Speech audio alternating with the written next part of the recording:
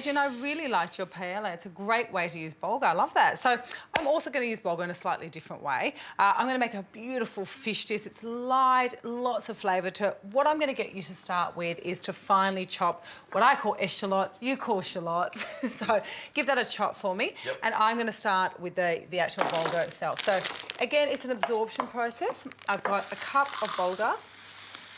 And instead of using water, I'm actually going to cook this in stock. So I've got some chicken stock. Nice. Look, if you don't have chicken stock, of course, you could use water. The other thing I often use is miso paste. So it's 1 tablespoon of miso paste to 1 cup of water, and you make a miso stock.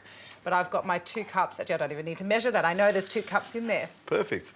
I'm going to take this up to the boil. I'll then put the lid on, take it down to a simmer. And the key thing, just so it's all lovely and light and fluffy, you just want to keep aerating it with a fork. Nice. Now, they look great. That's perfectly done. They're really strong. They're almost making me cry. I'll just get them into the pan quickly, Zoe. All right, do you want to pop that straight in there for me? Or even better, I was just going to put them on your side so you can feel it. There we go. Into the pan they go. Now, the fish I'm using is rockling. It's a nice firm fish. You could use trevella, blue-eye cod, tuna. They all will work really well. Adrian, I've got a lemon and I've also got a blood orange. Now, I need the zest and the juice of both of those because this has a real citrus flavour to it. It's really tasty. And you want to sweat these down just for 30 seconds or so. There we go. You want the zest now? Yeah, please. Right. I've got 2 bay leaves. So just give the bay leaves a bit of a tear and just sort of break up and get the oil. And you pop the zest... onto your spoon there, ready to go. I'll pop the zest straight in there. And then I've also got some fish stock. So I've got a cup of fish stock, which I'll pop straight into my pan. Now, with your rockling, you can leave it whole if you want to, but seeing there's 2 of us, I think I'm just going to cut this in half. Here we go. All right. And I can put that straight into the pan.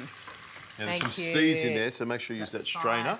Love the colour of the blood orange. It's beautiful. And it just adds a little bit of sweetness as well as having the lovely sort of tart sourness that comes with the actual citrus itself. Beautiful.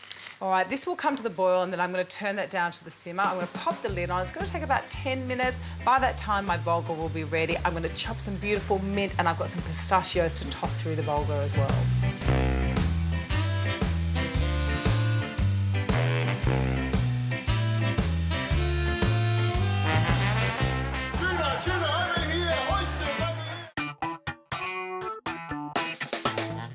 My bulgur is ready. Adrian, I've got some mint there and I've got some pistachios. Sure. I'll just get you to give that a chop for me.